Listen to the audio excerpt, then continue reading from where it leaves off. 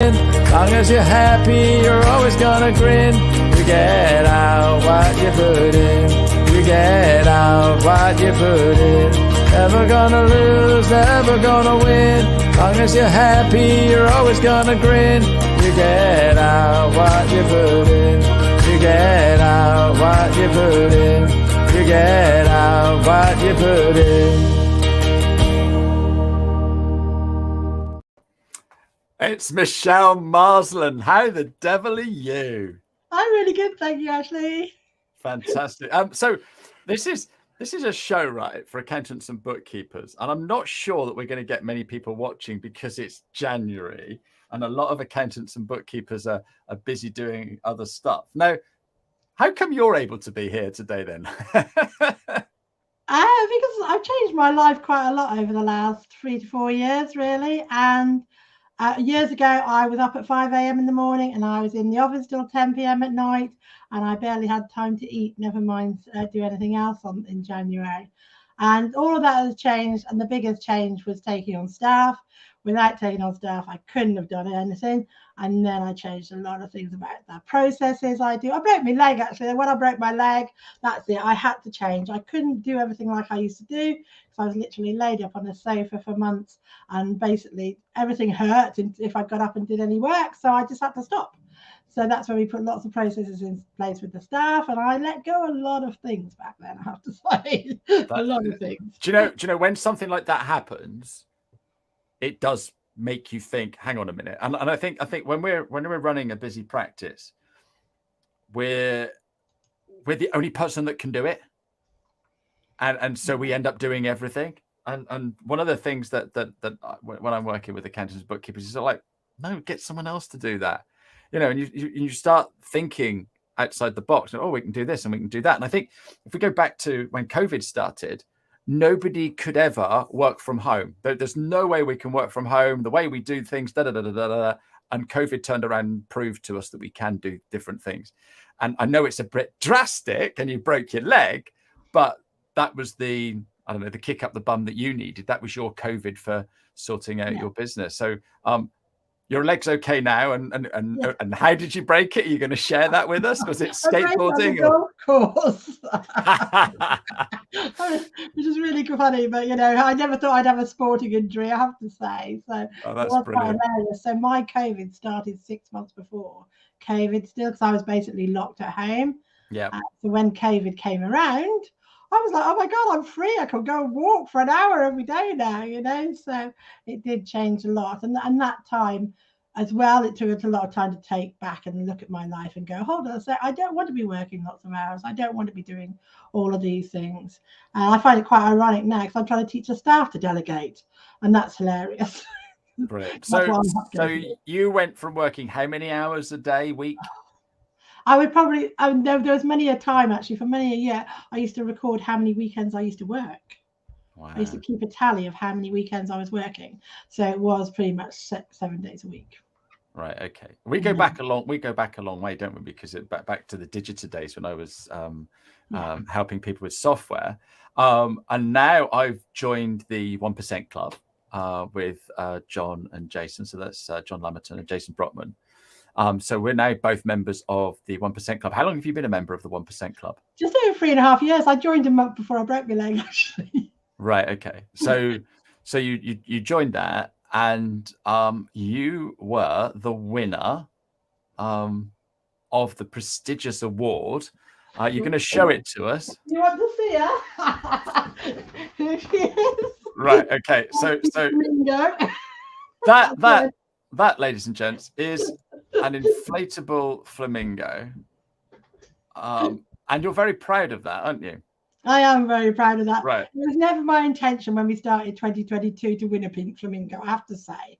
My intention was #year of travel, because after so many years of being locked down with broken leg, COVID, etc., I thought, this is it. I'm going out there this year.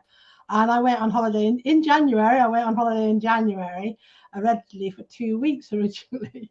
And when I was there, I thought, actually, it's February now. Why am I going home? My husband wanted to go home to watch some football matches. I said, well, why am I going home? You know, EasyJet would let me change my flight. Why don't I just stay another week? And in the end, I stayed another 2 weeks, came home for about a week, 10 days, and went back for another month. And that's how it started, really. And I thought, oh, actually, I quite really like this. I can work from abroad just like I can work from home now. So I did. So that's why I spent approximately 6 months of last year abroad, which is lovely. Wow, that is incredible. That is incredible. And so for those people that don't know, the Pink Flamingo is given to the person that works the less in their business. Is that right? Yeah. So you can't even work on it for a day, for an hour in a day, or 5 minutes in a day. You're not allowed to. Basically, that's the rule of it, sort of thing. But to be fair, I wasn't working that much, and the rest of the time either, really, because I was out playing golf most of those days. Okay, so what's the secret then, Michele? Who was doing all the work? The staff were doing it, and they were doing it beautifully. I took the time in COVID to actually teach them a lot of what I knew, and because we had a client base that up to then was Plymouth based. When COVID hit, we were already on Zoom and everything else, and so we were able to expand it and go, actually, we can go to clients all over the country now, if not all over the world, because we specialize in something called the Let Property campaign. With that, those clients are not just Plymouth-based clients. So that has helped us, because then I could do a Zoom call with the staff online as well, so they could see what I was asking the clients, and then they now do it, because that was a lot of my time, was meeting those potential new clients. Yeah, brilliant. And this is James. Good afternoon. James has just asked the question: did you find it easy to delegate, or was it a big deal for you to hand over some responsibility? It was awful for me. I am such right. Okay. Right. Okay. I have been working with accountants, like we said earlier, from Digital Days. So 16 years I've been working with accountants, and I know how hard it is for you guys to delegate. So obviously James has got the same sort of questions there as well. Did you start little, or did you just go all in? With what? With delegating. Oh, delegating. It was probably about 7 years ago, actually. It was I brought in somebody else to help me run the business, because I wanted to get on the golf course more. So that was my requirement. It wasn't so much about holidays, it was just getting out on the golf course more. And she said, you can't control everything. Everything was in my diary. It was literally on my desk. It was in my domain. Yeah. Everything, whether there was a work-in, whether the tax return needs submitted, it was all in my domain. So it's about letting go little by little. And actually, that's where, if I'd have been in the 1% club, if it even existed back then, those 1% little changes would have made a huge difference to my life, because they did. I know I had to make some big changes when I broke my leg, but I'd already made a lot of changes up to that point. So okay, so it wasn't one day you sort of like, oh, I'm not going to do anything. Here you go, assistant, do all the work. It was sort of like, right, I can let this go, and then I can let that go. Okay, so there you go, James. Hopefully that's a good answer for you. What was the first thing that you let go, if you can remember? Because it's 7 years. We've all slept since then, haven't we? Yeah. One of the first things I had to let go was actually everything being in my diary. That was, sort of all of the tax returns being in my diary. That's where when they were submitted, it was written down on my domain, sort of thing. Wow. Okay. So did you buy a software package or something? We had software. No, I use Excel, actually. That's all right. Look, no, you use Excel. Excel was it's a great way of sharing. Show me an accountant that doesn't like Excel. No, but it's a great way of sharing amongst ourselves. There's no one software that I found that does enough of everything yet. So Excel does come in a lot of places, I have to say. That's where we control a lot of our work, scheduling and that. Brilliant. So the first job for you was to share your diary. Yes. Yeah, perfect. And then did you, when you decided to do that, was it sort of like, yeah, I'll do it, or was it, oh, I don't know? I looked at the diary at the same time. For a year or two, I still had the diary on top of the Excel spreadsheet, because it was hard to let go. I will confess, it was really hard. But I think once you've done it, it's so now I'm sort of going, oh my gosh, what can I get rid of now? If something I'm doing, why am I doing it? Why can't one of the staff do it? So I'm always training them, even like something I found the other week. Obviously, between Christmas and New Year is the one time that I do tend to work, because that's when the staff are not working. So I tend to find things at that time, and then that's when I go, oh gosh, I need to teach them this. So now I'm looking at new ways of teaching them things they don't know.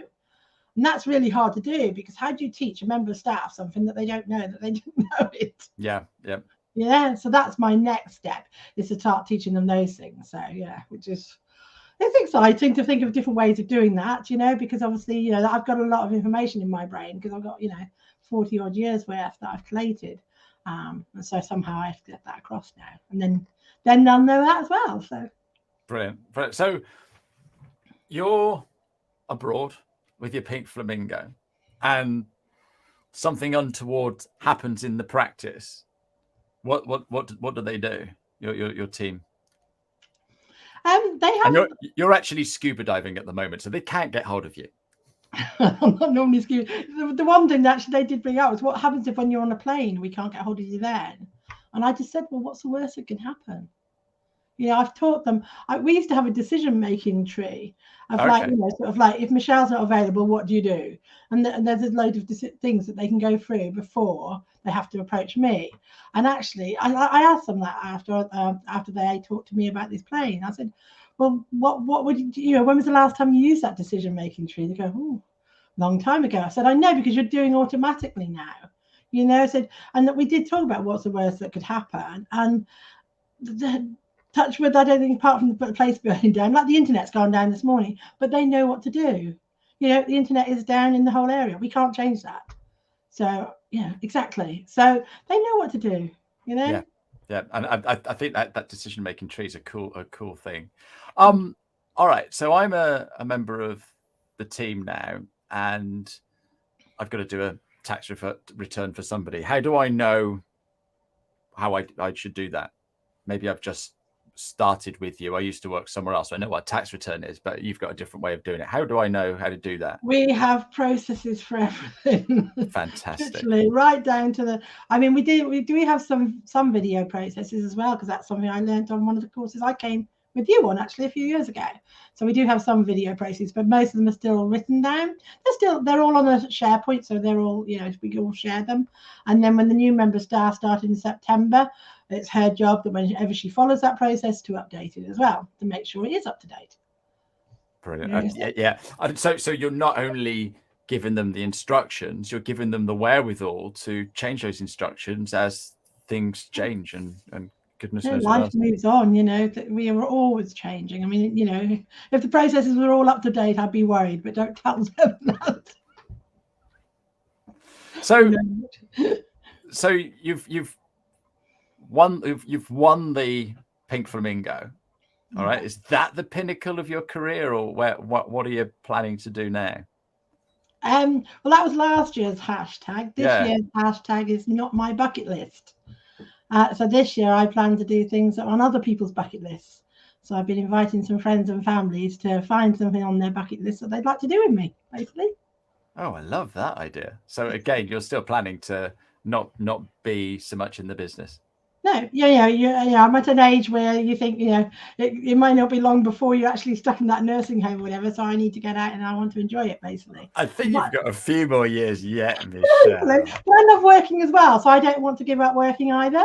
Yeah. I do love work, and I do love how we help people as well. So that is a great passion of mine. And I think, finding something in accountancy seems to be quite grey and dull and boring. Finding something in accountancy that you're passionate about is really important. And it is mostly about people rather than figures, but you have to understand the figures as well. Yeah, absolutely. So there is this old thing that says that accountants are grey and boring and what have you, but all the accountants I know are really cool and fun. So I don't know where that comes from. I really don't know where that comes from. So this Let Property campaign, what on earth is that? So it's a HMRC well, amnesty is what we used to call it, but it's an initiative from them, basically, that started nearly 8 years ago now, and it's to try and get landlords into the self-assessment system, because approximately 1 million landlords, yes, 1 million, don't tell HMRC about their property income. Ooh, really? It's a lot. So if you know 3 landlords, one of them is not doing it. Yeah, so that's a lot of people. And they can be in the UK or they could be abroad, but the key is that they've have a UK property. Yeah, some of them unfortunately have more than one property, and the whole thing does go up to 20 years. So HMRC can go back 20 years. So HMRC send out these letters, and they have a couple of different types of letters, but they send them out and they say, we think you've got a property. we think you may be letting this out. And on some occasions they're wrong and the person just has 2 properties.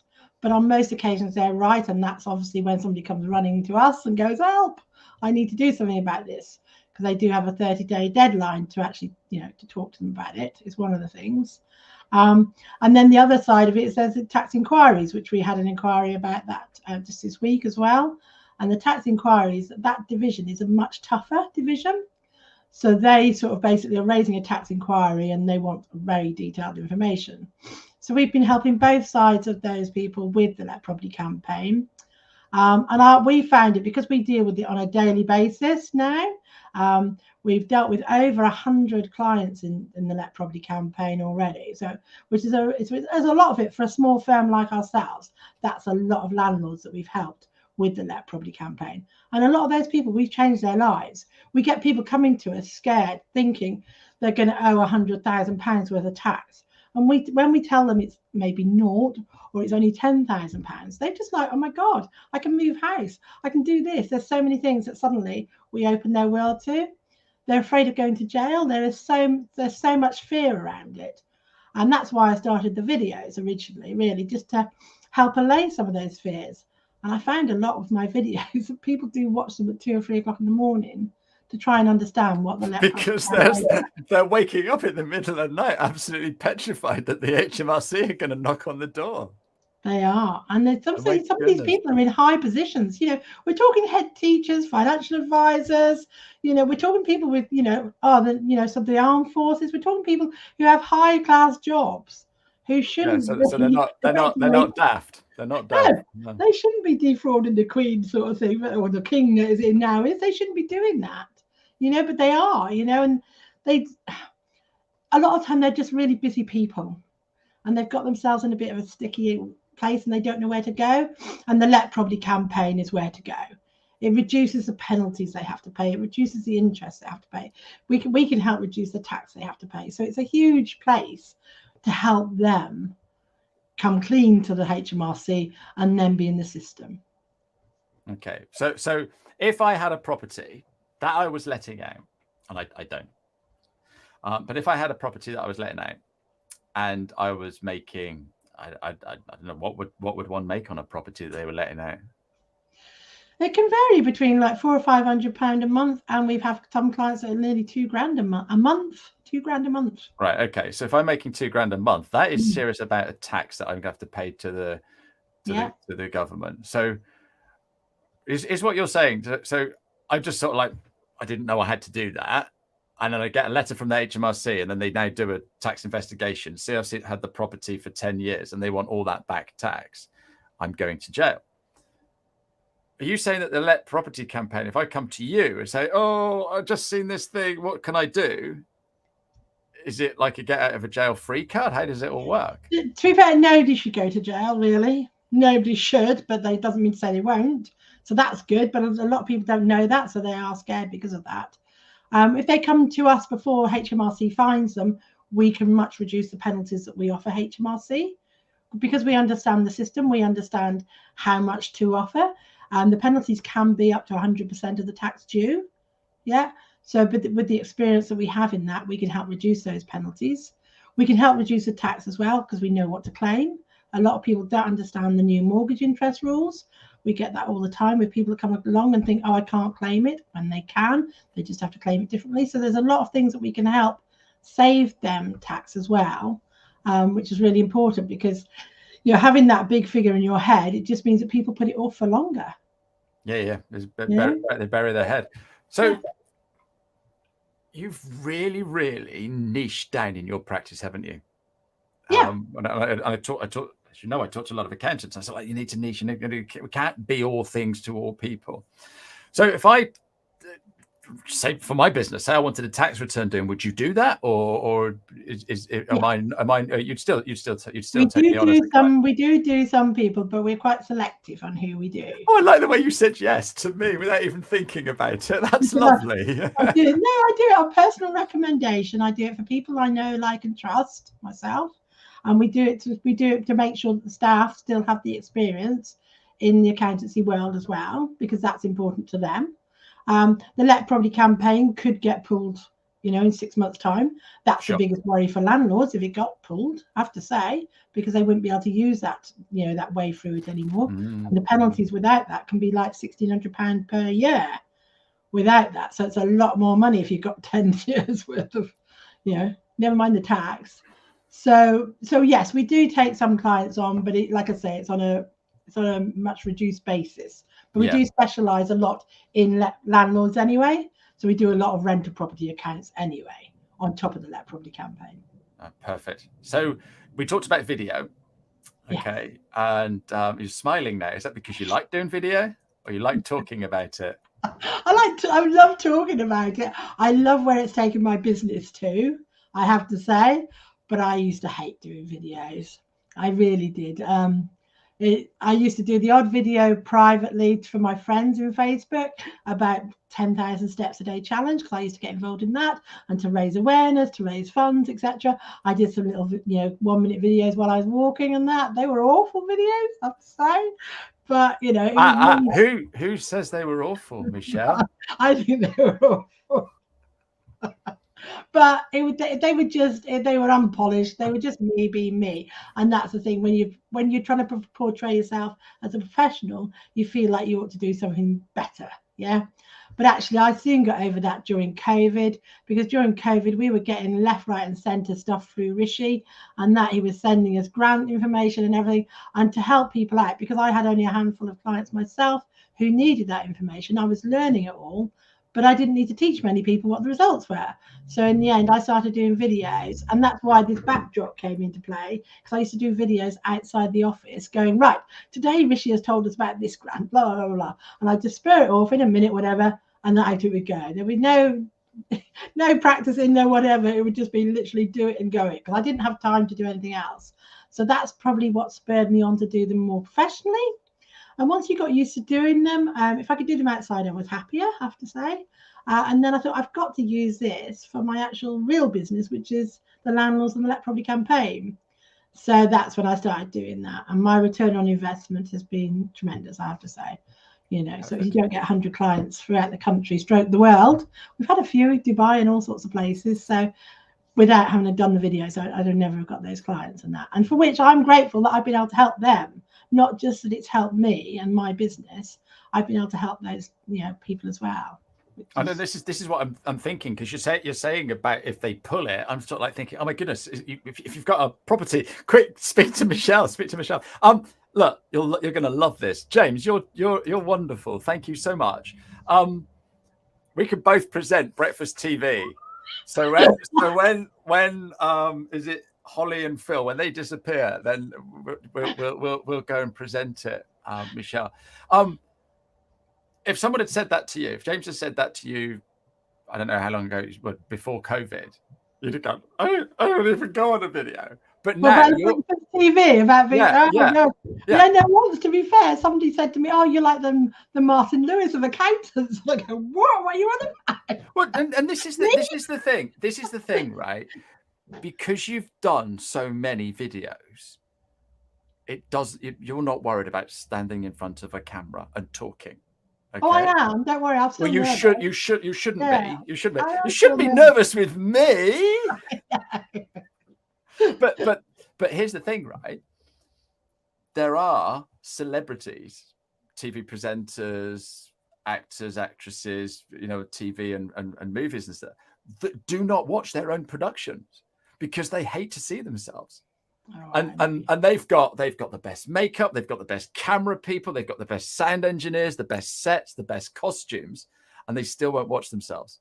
So I don't think you're unusual. No, you have to watch yourself back to improve. I did a video course end of the year before last, actually. Oh, did you? Oh, wow. Yeah. I did like it's about a 3-month video course. And to improve, you have to watch yourself back.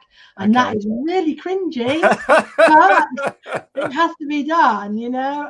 But it also, that's how I improved, you know, by being more natural, because I didn't, you know, there were so many things he said. You talk too fast, Michele. Yeah, I know. I still talk a little fast, I know. but you've got to improve. Otherwise, you know, you will always feel like you're staying still. And that doesn't matter what you are. In your business, you have to improve. And if it's by 1% every week, it's ideal. Oh, I love the 1%. John Lamberton is going to be so proud of you. What a perfect way to end and this little chat today. Thank you.